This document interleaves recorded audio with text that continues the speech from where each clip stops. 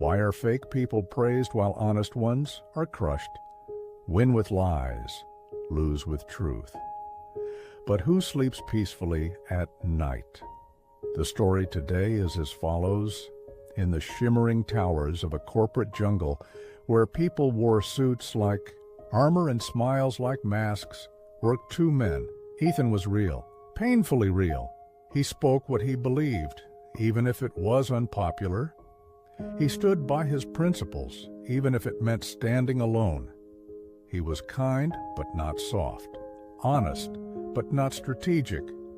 Victor Ice, on the other hand, was charming. He knew when to flatter, when to twist, and when to nod in agreement without meaning a word. People liked him instantly. He rose fast, not because of what he stood for, but because he knew how to stand where the light was.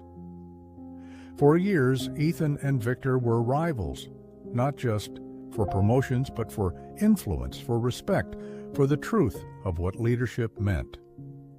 Victor played the game masterfully. He took credit for ideas that weren't him, whispered false concerns about Ethan behind closed doors, and always made sure to appear spotless in the eyes of upper management. Ethan tried to fight back with truth, with facts, with open confrontations. But each time he spoke up, he sounded like the troublemaker, like someone who couldn't adapt. Slowly, he was isolated, humiliated, even mocked. Then came the final blow. A major project Ethan had nurtured from scratch was handed to Victor at the last minute. His idea, his work, stolen with a smile and applauded with standing ovation, but not for him. That night, Ethan broke. He walked in the rain, soaked and empty. His hands trembled. His heart burned not with anger, but with grief. Why? Why does the world reward liars and crucify the honest? He whispered. He wandered into an old forgotten temple on the outskirts of the city. There, under dim lanterns and incense smoke, an old monk sat in stillness. Ethan collapsed before him and said, "I have lost everything because I refused to lie. I tried to fight for truth, but truth has no weapons. What use is being good when evil wears a better suit?" The monk opened his eyes and simply said, "Oswing, would you like to hear a story?" Ethan nodded and then bowed his head. Long ago, the monk began, two warriors trained in the same school.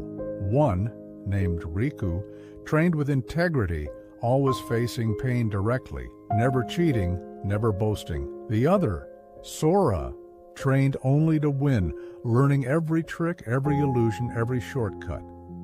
They both fought for the title of master. Sora dazzled the crowd with flashy moves, polished armor, and perfect timing. Riku fought raw, clumsy at times, but with heart. In the final duels, Sora struck Riku with a hidden blade. The judges never saw it. The crowd cheered for Sora. Riku lay bleeding in silence. He left the school, humiliated, broken. For years, Riku lived alone in the mountains, bitter and full of rage. "Why did I lose when I fought with honor?" he would ask the wind. But one winter, near death from cold, he stumbled upon an old hermit. The hermit saved him, gave him shelter, and asked, "Why? Are you so angry with the world?"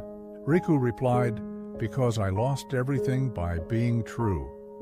The hermit smiled and said, "Then you have won everything that cannot be taken." The world praises masks because masks entertain. But the truth is not here to entertain. It is here to liberate. The monk looked at Ethan and said, "You fought, but you fought in the wrong arena. You thought the world was fair. It is not. You expected applause, but truth walks without audience." He handed Ethan a passage from the Dhammapada. Better than 1,000 hollow words is one word that brings peace. Then he asked, "Would you rather be loved for who you're not, or alone with peace for who you are? Tears streamed down Ethan's face. He finally understood his pain came not from losing, but from his attachment to winning in a world that rewarded illusions. Ethan didn't go back to fight. He went back to serve. He worked quietly, helped others silently, and stopped trying to prove his worth. And slowly, something unexpected happened. People began to notice, not the loud ones, but the ones who mattered, the ones who saw past. The glitter. Years later, Victor fell, exposed by his own web of lies.